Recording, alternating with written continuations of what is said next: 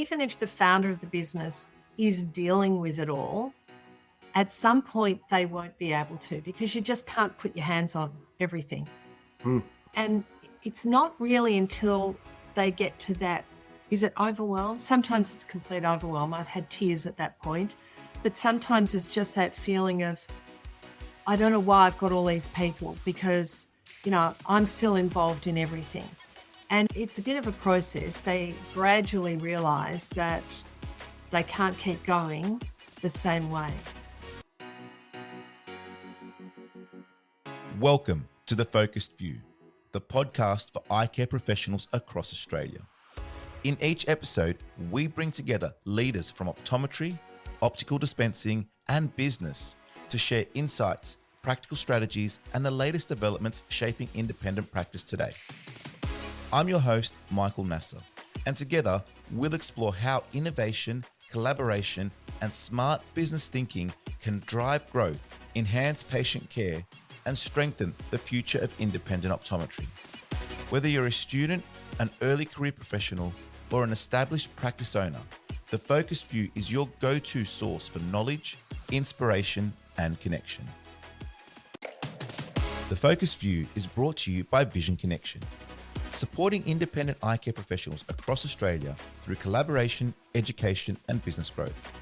By working closely with leading suppliers and industry partners, Vision Connection offers unique opportunities that help independents stand out and succeed. To find out more, visit their website, visionconnection.com.au.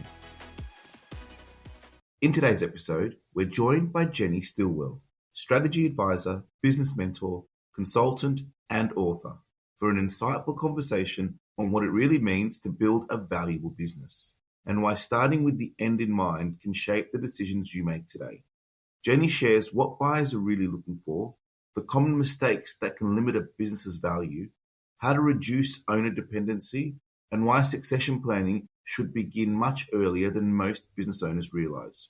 Whether you're planning to buy a practice, preparing for an eventual exit, or simply wanting to build a stronger, more valuable business, this episode is filled with practical insights that will help you make better decisions today for a more successful tomorrow. So let's dive in. Jenny, welcome to the show. Really excited to have you on today. Thank you, Michael. Yeah, I'm looking forward to it as well.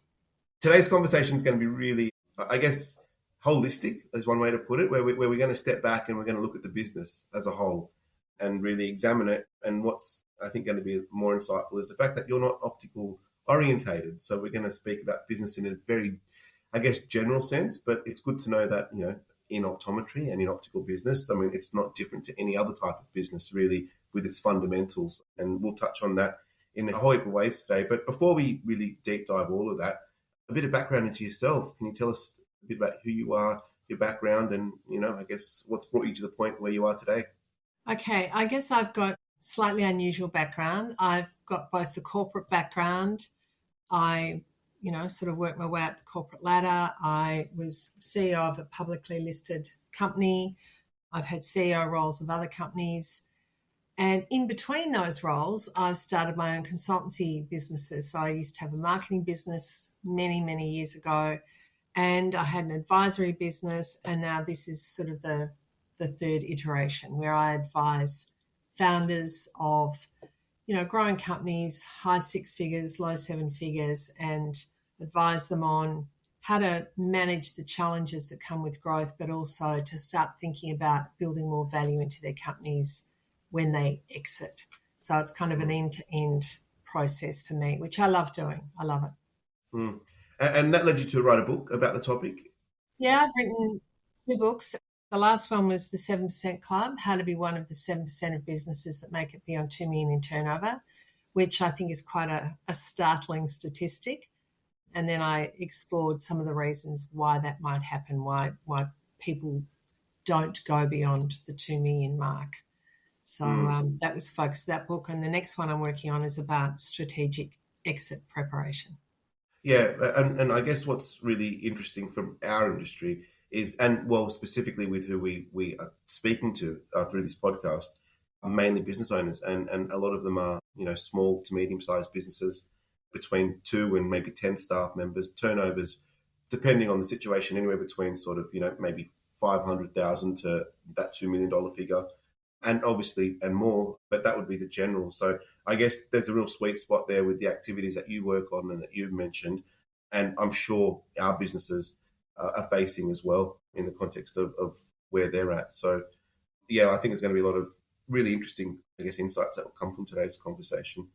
As we get into it, one of the things that I like to, well, when I'm speaking to people about business in general is, I have this saying where you start with the end in mind. And, when you're looking at business, building a valuable asset, I guess, a saleable asset, and I think that would be something that you'd be pretty familiar with as a concept. But can you explain to us a little bit about that concept and how that, translates from, say, a good job and doing something well to creating something that's valuable as a business? Yeah, sure. I think it's interesting because I kind of call it the take money on the way through model and then the get it on the end. So there's a lot of business owners that, they want more of a lifestyle. They want a manageable, profitable business. They don't want to, really grow it that big, but they pay themselves well and they're not necessarily thinking about the asset. They're thinking about funding their lifestyle as they go along. And that applies to a lot of business owners.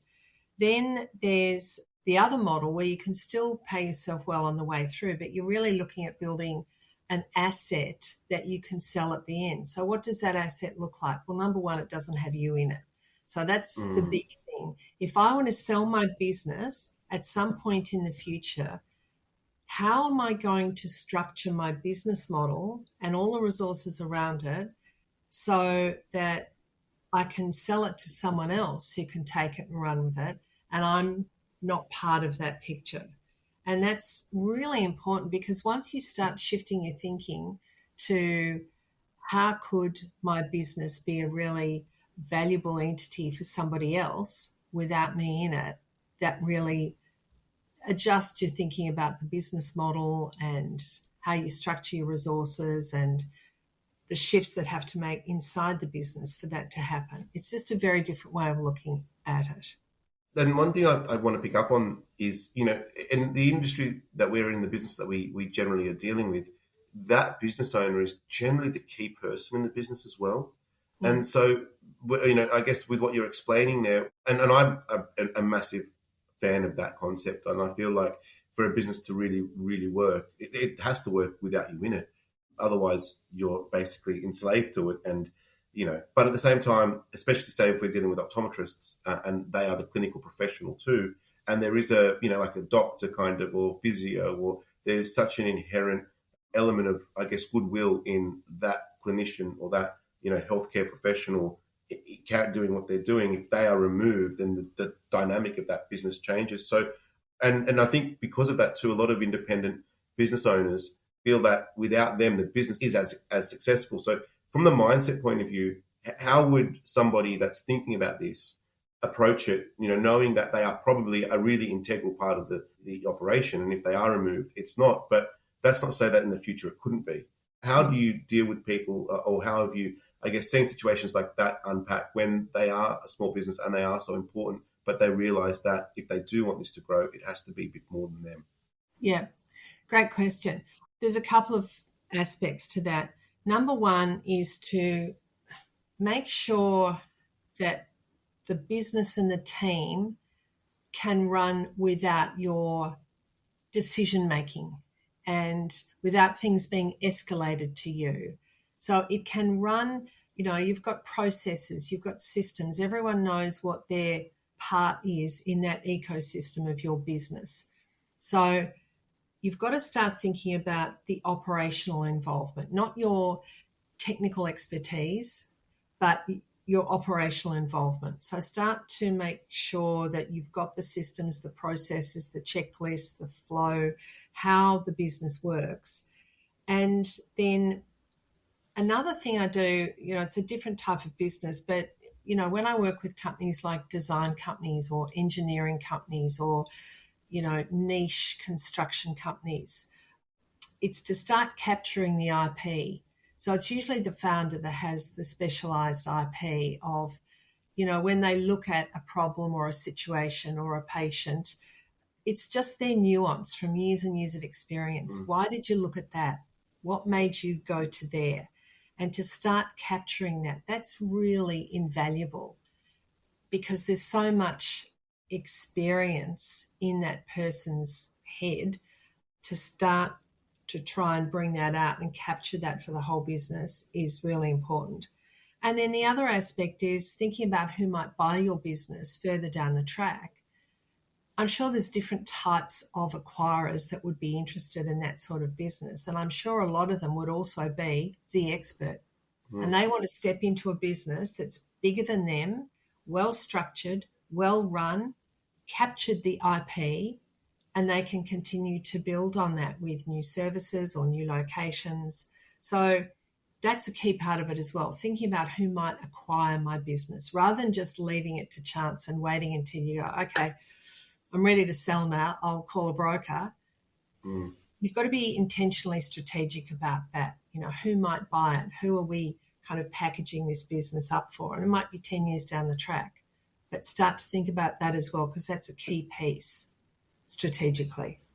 Yeah, and I guess that will help you make your decisions today. You know, when you preface a question like that in the context of what you're doing, and many don't, and in our industry specifically, I don't think that that's really a big thinking. I think it's becoming more and more prevalent, but definitely the ones that say are transitioning now out of, depending on their circumstances, and there's a whole array of them, but primarily there hasn't been much thought. And from what I've seen, it is, some high-end offers that have just come through and just made by luck, with regards to goings on within the industry at the moment. And there's not to get into those too deeply, but there's been a little bit of luck, I think, in some capacity. But there definitely maybe hasn't been as much strategy for the most part. So I do love that. I love the word strategy, and I think that that's a really important thing. With small businesses specifically, when it does come time to sell, why do you think so many business owners struggle to sell and I guess to move on from all of it when it does come time to sell? And I guess this might touch on maybe the emotional component, as well in some capacity. But can you speak to, what that looks like and I guess how you've seen it handled in the past? Yeah, it's a huge part of it. You're right. That emotional aspect is enormous because the founder has to be ready and the business has to be ready. And they both have to be ready to optimize the value. And, the strategy part is, I'm going to say it's easy. It's not necessarily easy, but it's far more straightforward. It's more left brain. But then we get into the emotional stuff and, it gives founders a sense of purpose. It gives them a reason to get up in the morning. It's their whole life, and it may have been their life for 30 or 40 years. So I personally think it's equally as important to work with a founder to start getting them thinking about what next. Do I want to stay involved in the industry? Do I want to mentor other business owners that are maybe just starting out or coming through? Do I want to be on an industry board and be involved that way? Because I think we all have heard stories of people who sell their business and yay, I'm done. And they go traveling around the world and they go and play golf and do all this stuff. And then after 12 months, they go, all right, well, I'm bored to sobs now. Or alternatively, they've been chained to the business they're selling for 12 months because it is so dependent upon them that the incoming, new owner leaves them there as a sort of an insurance policy. And you don't want that to happen either. So when I work with founders going through this, I kind of take them through that whole mindset approach of being ready from a day-to-day perspective to kind of step out. That's part of the process. But then that whole emotional piece of, well, what are we moving towards now? Let's look at what next. What could be really engaging and fulfilling and give you purpose for the what next piece. And once they really start thinking about that, it can really excite them of a new opportunity or, something that's very, very positive once they've left their business behind. But if you don't go down that path, it can be not soul destroying, but, a lot of founders are left just wondering what do they do and they lack purpose. I was talking to someone the other day, and she built a law practice, a family law practice, and she sold it when she was 70, but never once did she think about what next. Now she's in her late 70s, and she's very astute and wants to do something else, but she's absolutely floundering, and you don't want to be there. So you have to start thinking about the what next. What would give me fulfillment? What are the different opportunities? It's a really important piece. You're so right about that. Yeah, and I think obviously selling your business or getting into the position of selling, obviously being mindful of that's important, as opposed to it being, I guess, the onus of the buyer to check in to see what the seller is going to be doing. It's more, I guess, emphasis there on the seller to really check in with that and map that out, because similarly, and I would imagine that, and this is just a generalization, that the same person that sells the business and doesn't necessarily have a plan probably didn't have a plan to sell the business when they started their business either. So it's almost cyclical in nature. If you're planning the business to sell from the beginning, well, then you're probably thinking about the end as well. And what does that look like? And so there's probably a little bit of a hand-in-hand sort of scenario there. But if we split back to the buyer's perspective and where the buyer's at too, in your experience, what does a buyer see that would immediately increase or decrease the value of buying a business? And obviously in the context of what we're talking about in optometry practice, but just in general too. What are the sort of the key things a buyer's checking in for and a seller should keep in mind, when they're getting to that phase or as they're building, to that phase, I guess, and that could be a 10-year period. Yeah. There's three key things. Number one, we've touched on, which is the transferability. So that's very much about ensuring that the business is not entirely dependent upon the founder. So that's having the right team around you, having the right processes, the core processes that run your business, the right systems. So the business, as I said before, it's an ecosystem that runs without the founder's direct involvement. So that transferability piece is definitely what an acquirer is looking for. The other thing, and I'm sure everyone listening has probably heard of due diligence, when you're selling a business and you go through due diligence, it's all about evidence. Do you have the evidence that backs up what you're saying about your business? So, we've been a highly profitable practice for the last 3 years. Well, where are the figures? We have this many customers. We've got a very high return rate or retention rate with our customers. This is our retail sales. All that has to be documented. Even if you do a budget for the next year, what are your assumptions? How have you performed against budgets in previous years? Do you consistently miss the mark by a mile, or do you really understand this business and what you think you're going to bring in is pretty close to what actually happens? So building all that evidence of customer lists and contracts and agreements and numbers, all of that evidence to support the package that you're selling is really critical. Now, if you've got evidence and you've got transferability, you can sell your business for, a good rate compared to those businesses that don't have those things in place, which are really going to struggle. So if you've got that all organised, you'll be able to sell your business and sell it at a good multiple. But the third component is strategic advantage. So if there's something about your business that offers a strategic advantage that's going to help the acquirer to, get more market share faster or to really ramp up their database of clients, things that really justify a premium price for your business, that is definitely a factor to start thinking about as well. Now, not everyone can do that. Some people just need to give it more thought and package up what they've already got to make their business different from others in their industry. But certainly the evidence and the transferability are key. Yeah, I think that a couple of things that have come to mind as you've said that. Obviously, processes are critical and having structures and processes. And that's not something that we're going to speak about today with regards to what they look like for a specific optical store. We've got a lot of podcast episodes about that and obviously a lot more to come because, what makes a good and efficient and successful optometry practice is in essence very similar for independent practice. But I think that that's really critical.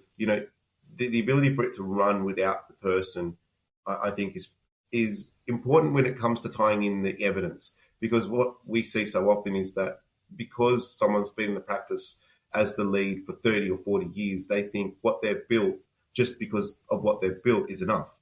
And it's like, it's that evidence component. But almost if you're looking at selling your business and someone's going to buy it and you're not a part of that anymore, well, then there's a drop in value straight away, I would imagine, just because you're no longer part of that business, and therefore that goodwill. And we refer to it a lot as goodwill in our industry. It's like, what's the goodwill that the practice has built? And so often with optometry practices, the goodwill is tied with the optometrist, say, who's providing clinical service, and you can't really replace that. If they are not there, then that goodwill is effectively gone. And they use that so much as, from what I've seen, as a negotiating tool, which can't be evidenced, necessarily, or the evidence is whatever the financial figures are. So I think tidying that up is really, really critical. And yeah, with small businesses, you see it all the time. They don't pay themselves a salary. So, and they just take it from the profits of the business. And it's like, well, do you need to work that in? Because you're going to need to replace that person. So DD and due diligence is critical. You're getting lawyers, you're getting accountants, coming together, brokers, people that are in the know in that regard, with regards to the business and what that looks like. But the one thing that you touched on at the end there was the strategic advantage. And I think for practices and independent practices, that relates a lot to maybe specializations that they've gone into, and being having a special care of optometry as opposed to being a generalist, which are more like your spec saver models and your franchise models, which are obviously a part of the industry, but not a part that we speak to. And I think I was touching on that earlier when I said at the moment because I think strategic advantage is not something that you can necessarily plan for. It's a timing thing too. So in our industry at this point in time, there is a conglomerate that's buying independent practices because they've got perhaps a plan and a big plan. What that might be, you can speculate. But what is part of it is to build their database. And because they've got a strategic plan that is for them, it wasn't necessarily a strategic plan the store had to maximize its sale value, but there's just been a lack of timing that people that are looking to sell now, and maybe part of that lack is because this particular conglomerate has identified the nature of the industry and the stage of the industry and where it's at. And they've seen that as the opportunity, and they've gone strategically in on that, and they have. And they're obviously making offers that are just very, very strong and are not less evidence-based and more strategic for them. So I guess for strategy and strategic advantage as an independent practice, and I'd love to hear your thoughts on that as well. It's sometimes luck, but if it is something that you're going to plan for, what are some of the ways that you can plan for that? And is it all about processes, or is it about something else? That's a really good point, because often it is luck, it's driven by the acquirer. But again, if you are building to sell in the future, you do need to shift that focus from the founder perspective to the acquirer perspective and think, well, what would an acquirer want? And the customer base, absolutely. I mean, that's sort of a starting point for every business. And so making sure that you've packaged up that customer base, like, here are all the customers, this is the repeat, this is the tenure. So it's not just, oh yeah, here's our database. You've really packaged it up for something that an acquirer could look at and go, there's a lot of upside in this. It could be systems that you use and how you communicate with your customers or how you onboard them. So a little bit goes to what you said about processes. It could be something in your processes that can be rolled out in other practices.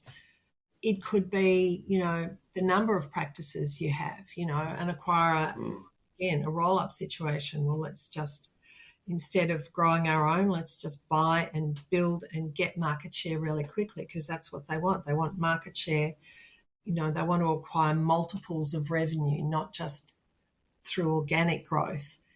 They want upside. So you could have a massive customer list, and that those customers could also be right for an additional service, which you've identified but you haven't yet developed.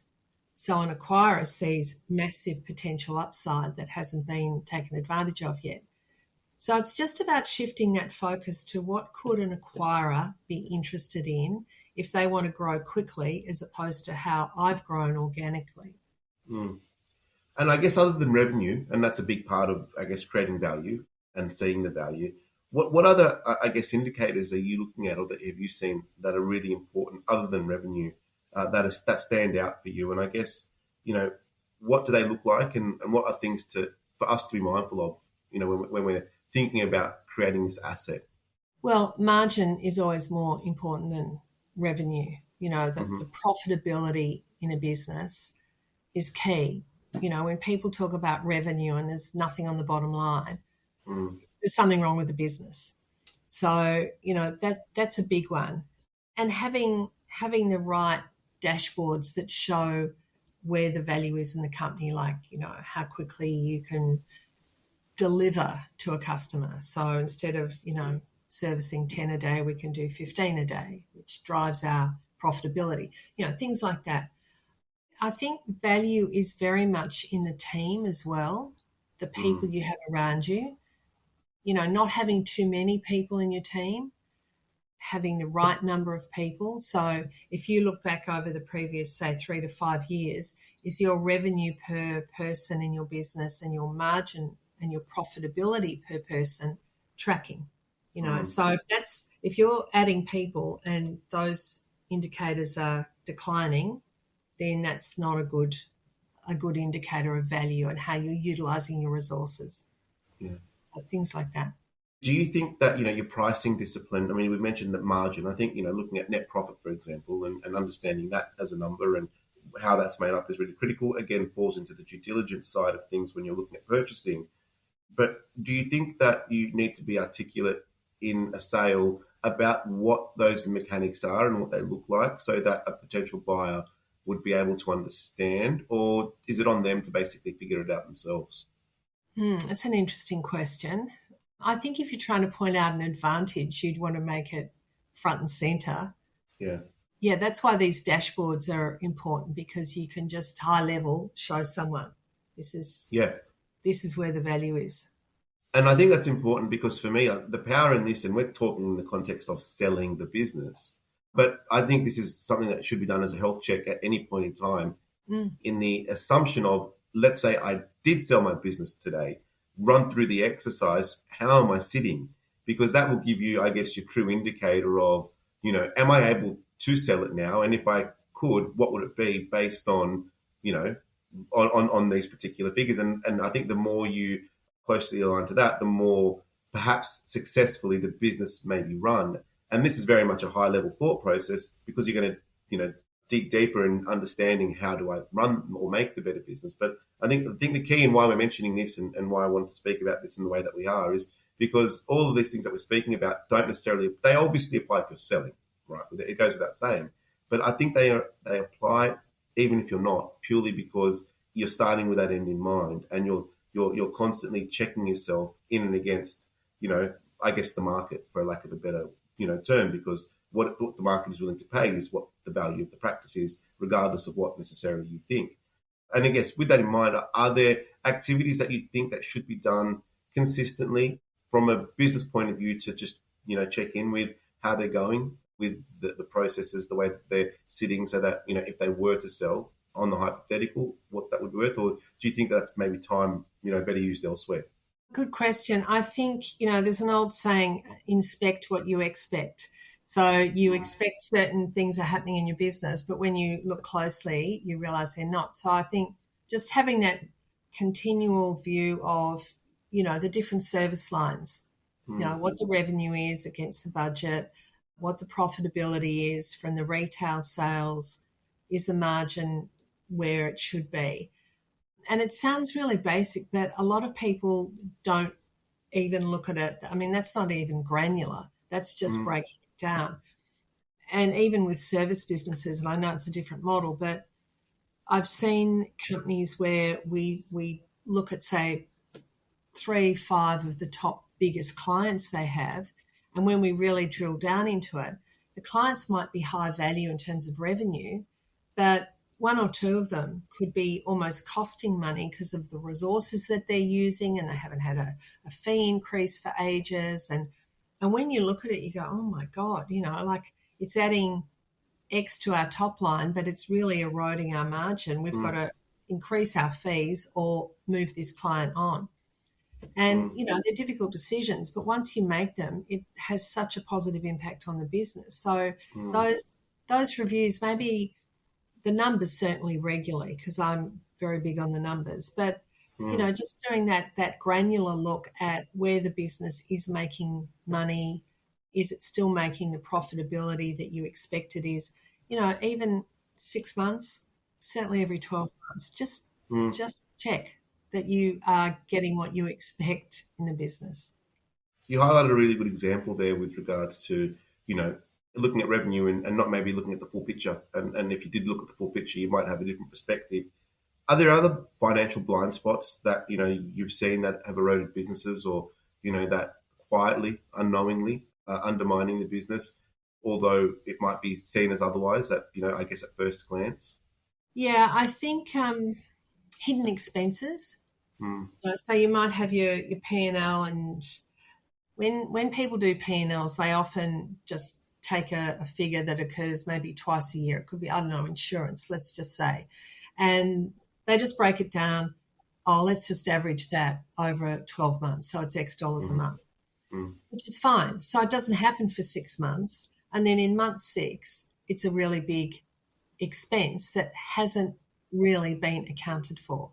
So they need to go into the P&L where they actually belong, because all that flows into the cash flow. And there are so many companies that don't do cash flow forecasting. I can't tell you.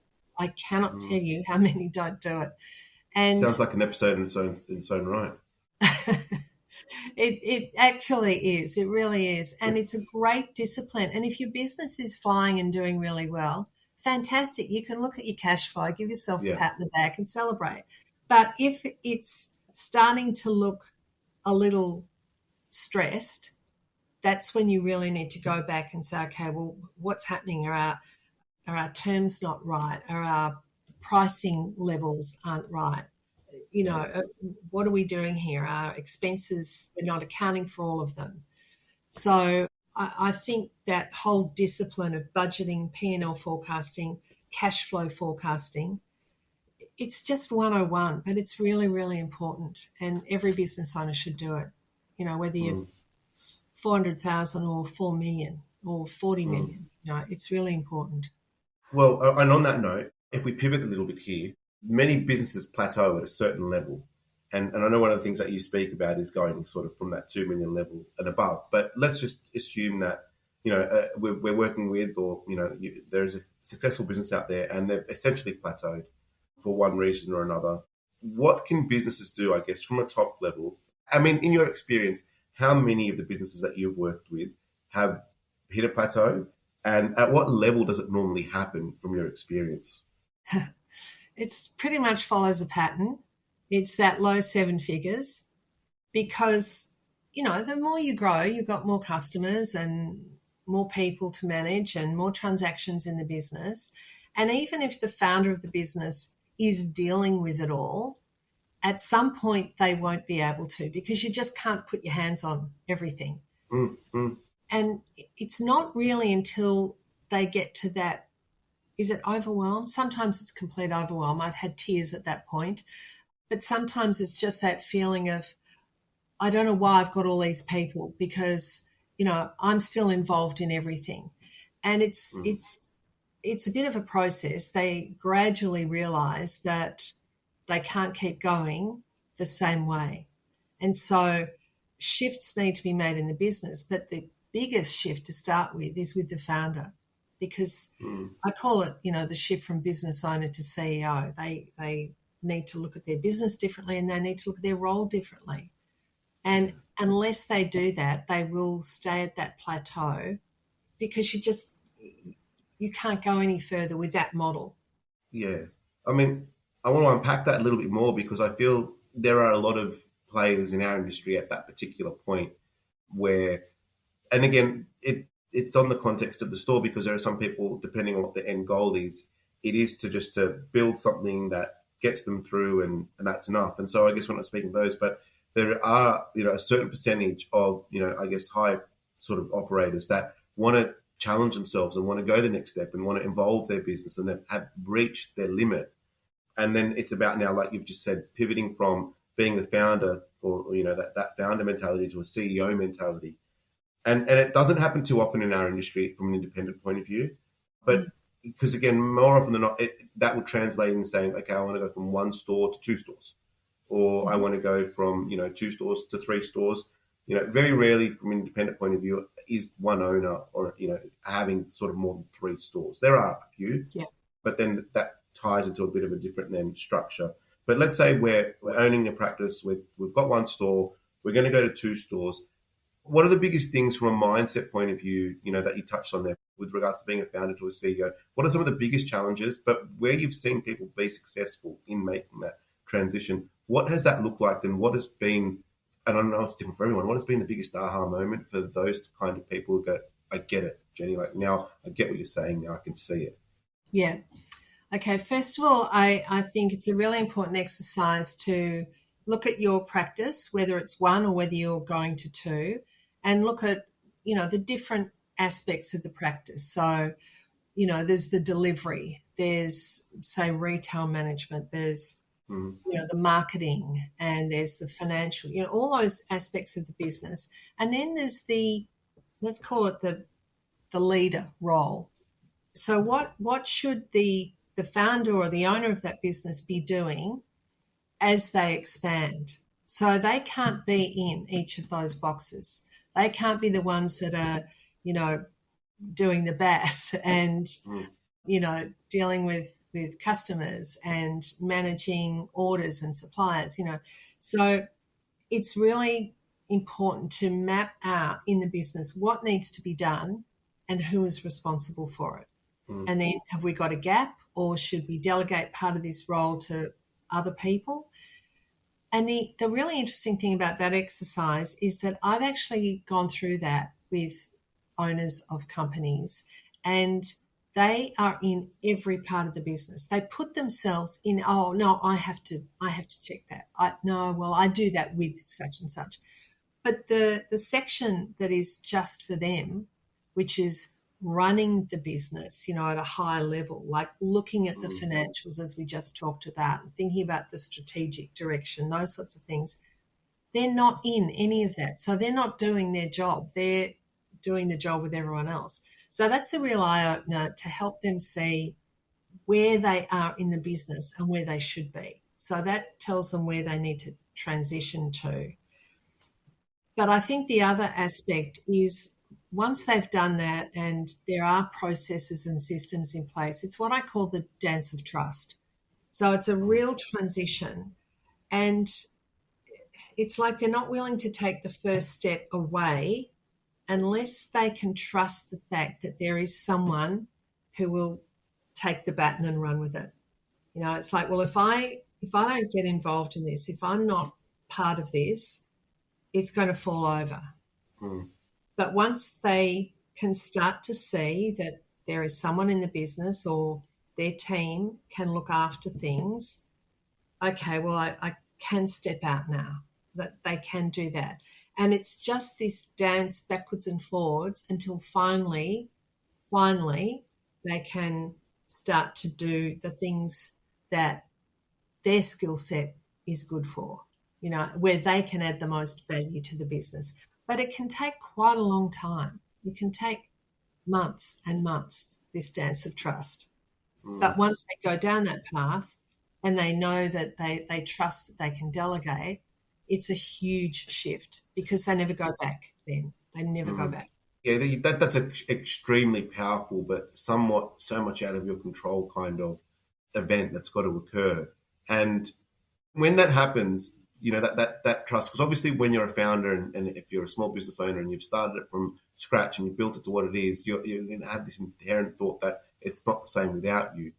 Do you feel like when someone has to find that person of trust, or that person that's going to be able to effectively have those tasks on them to be responsible for, is it the fact that the founder generally doesn't want to trust them more often the case, or is it the fact that those people just don't exist as the founder thinks in their mind? I guess my question in some ways is it the founder that's the problem in that scenario more often than not? Or is it aren't there not that many good people out there? What would be, in your experience and from what you've seen? It's all of those things. It's usually the founder's the problem Yeah. because it's their belief system. They've built it from the ground up. I need to be involved. So that's their very firm belief. If they don't have the right person or people to be able to step up and narrow that capability gap, then that's a different situation that we need to address. Mm. But it's not usually that they don't want to give it to someone unless it's clearly the wrong person. It's that they don't want to let go. It's about them. And until they, as I said, it's just a very gradual thing that eventually they will let go and they'll never look back. But it's the start that's the hardest part and the biggest transition. And what I've said to people sort of in that scenario, in that situation that I've come across, it's always, in my opinion, it's somebody from within. Very rarely are you going to be recruiting for this particular person. And if you do, it's at least a 6 to 12 month, process before you can even start to, because, if you've got a team of somewhat and you're bringing somebody in and within the first 2 months, they're that person, then all of a sudden you're going to perhaps lose some credibility with the other team members, from that point of view too. So I think at first instance, it's going to be somebody from within that maybe you've overseen or you haven't necessarily at first instance thought of. But if you're in that particular mindset, that would be the first. And if not, then you recruit.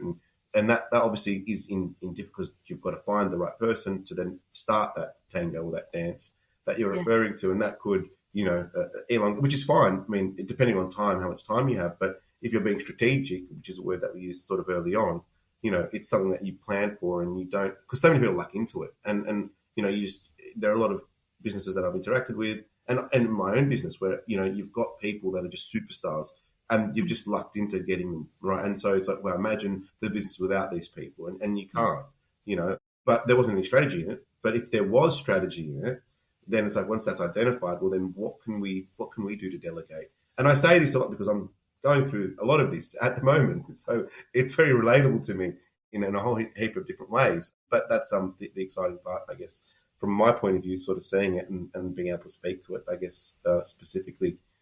With regards to the small percentage of businesses that can do this, I mean, other than the obvious that they're going to be successful, what are some of the other benefits that you see, or what are some of the other advantages, from this kind of mindset and being able to find that person who you can trust and, I guess, evolve with? Being able to find that person? Well, I think you've got to have a really robust recruitment system. Still I see, I sit in on interviews sometimes with my clients and, they're not listening enough. They're doing all the talking. They walk out of there and they say they like the person. And it's like, well, whoa, hang on a minute, And I always say before you go into an interview with someone, let's say you're interviewing 4 people, you need to know what are your key criteria. What are the things you're really looking for in terms of capability, experience, attitude, fit with the culture, and be really clear on those things that when you interview each person, you can score them like out of 5. This person's a 3, they could do the job, versus this person's a superstar 5. So, and I find that really useful because after you've interviewed people, you can look back and you could say, well, these 2 scored, 23 out of 25. The others didn't get anywhere near that. What's the difference between these 2? And, I bring people back in for another interview with the other team members. So it gives the potential candidate a chance to say, well, what's it really like, working here? What's the vibe like? What's the culture like? What's it like to work for such and such? And they can get a feel for each other before it goes to the next stage. So have a really clear, structured recruitment process so you know what you are recruiting for and how you're going to rate the people that you interview, as opposed to just some less structured process where you tend to recruit people that you get on really well with, but they may not be the right fit. Yeah, there's definitely, I think, a skill to recruitment in its own right. Small businesses don't do it very often. Therefore, they're not the best at it. It's almost like, I'll use the analogy, I'm a bit mindful of it, but it's out of industry, but that's buying a house and they go in and every weekend they're going to open homes and they might be doing it for 3 or 4 weeks, but they're interacting, with a real estate agent that's a complete expert in the field and they completely own that situation. And the buyer still thinks that they're getting the best of it, but they don't realise, and if they're a good real estate agent, how well that scenario is not really going in their favour. And again, maybe not the best analogy, but when we're recruiting as a small business owner, you're not doing it a lot. And if you're not doing it a lot, you're not going to be that good at it, despite what you may think. And so often they go with the gut instinct and it's the complete wrong decision from the point of view. Now, we might fluke or you might fluke into it and it might be the right decision, but what does that process look like? And again, without having to go too far into it, I think that process is critical. We've actually got a process and there is one which is on psychometric testing based on specifically. So in the model that we have, we actually don't look at the resume until about 6 or 7 steps in, because the resume obviously is not the first thing. But that's, I think, a really critical thing. And if there's anyone listening that's interested, obviously they're going to be able to reach out to you, Jenny, and we'll get your details. But also feel free to reach out to me and ask me with what that process might look like, so that for you as an independent practice, you could have a system. And that is there something he carries through. So it's not something, any time you recruit, you will just employ the same. But again, it's one of those systems and processes that's really critical. But yeah, I think that recruitment is a really, it'll make or break your business. I mean, people make or break your business effectively. Yeah. So it's a really one of the most critical parts over and above the other things that I've spoken about. As quickly as you can, from a summary point of view, because I'm sure there's heaps here, but what the most main points are, when you were writing the book and, working with the business that you work with, what separates the 7% that grow above 2 million? Ambition, intention. There are those people who want to, I spoke to someone recently and she said, I just want to build an empire. And she actually is, because she's got a bigger picture game plan. Other people don't want that. They're happy to have a lifestyle business and to not be too stressed and have a manageable, profitable business that looks after their life. And I think, number one, it's that if you do want to go beyond 2 million, clearly it's that willingness to understand that your role has to shift. That's a huge part of it. You can't be in the weeds every day if you want to grow something. You have to look at it differently, approach it differently. So your own shift as the founder is absolutely critical to growth beyond 2 million. And then once you've made that shift in your mind, then the other shifts in the business can happen, like, systems and processes and building your A team and strategic focus. But I think it's that initial shift from, do I really want this? Do I really want to go for that? Yeah. And then making that shift in your mind, that's the big differentiator. It's that intention to build something much bigger. Yeah. And I guess as we start to wrap up today's conversation, I've really appreciated it. I mean, these are conversations I could speak for days about this sort of stuff, because there is so much to unpack on so many levels. But I guess, to ensure that we get some take homes for the listeners, I guess as we wrap up, like what are the most important questions that you think every business owner should regularly check in with themselves or ask themselves about the health of their business, about the future of their business, about their just business in general? What would be the top most important questions, in your opinion, that they should be asking regularly about themselves? Well, I think number one goes back to what we said before, the numbers. Are the numbers what I'm expecting? And it's amazing how many times they're not. So that's a really important question. Is the business performing the way I want it to perform? I think the other thing is on the customer side. Are we still relevant and adding value to our customers? Is that changing at all? Have we dropped the ball? Are we still focused on, a great experience, adding great value, retaining those customers, getting them to come back? That's really important. And I think another one is in terms of relevance. Are we still as relevant to our customers as we were when they first came to us? So it could be, are there other services we could be delivering? Are there other products we could be delivering? As the next generation, we could be looking after, how can we be more innovative with that? So not being complacent about what you do and who you do it for, but just staying across what your customers are thinking and maybe wanting more of or wanting help with that you're not currently doing. So I think those three are pretty important. Yeah, I think as society changes and the market changes and technology changes, and we're very much an industry that is attuned with that, whether it's the likes of the smart glasses that are coming in, or what the younger generation are aspiring for, or what they want out of their eyewear and the products that we sell. I think that's a critical check-in.